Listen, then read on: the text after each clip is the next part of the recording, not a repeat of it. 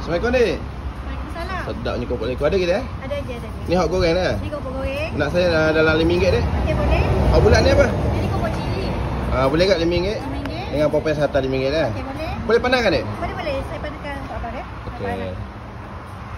Oh, bila kita order boleh panas sekali ya. Ya, Baru betul. sedap makan panas-panas. Oh, panas-panas dia. Dik nak tanya kedai kat mana dah? Kedai kita dekat Kampung Bata 18. Okey. Kalau nak senang boleh wave je. Weh apa tu? 996 Losoleko ataupun Oh, ni kopok leko senang-senang ni eh. Habis buka setiap hari dia? buka setiap hari tutup hari Rabu. Okey, daripada pukul apa tu? Pukul 8 pagi sampai pukul 6 petang.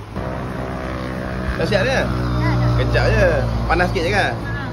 Okey. Nanti ada sos dia ke dia? Ada dapat Ada sos free lah. Okey.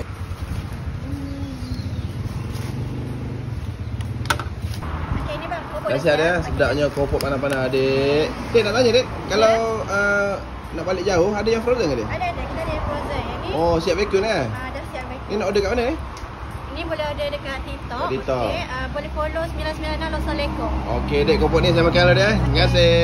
Okey, bang. Ya, ya. Kalau abang berminat nak jadi rakan niaga kita orang. Oh, boleh eh? Boleh. Abang boleh DM je. Nanti Okey. kita akan guide dari A Oh, sampai Z. okey. InsyaAllah boleh buat duit. Boleh buat duit eh? Boleh. Okey, baik. Terima kasih. Okey, sama.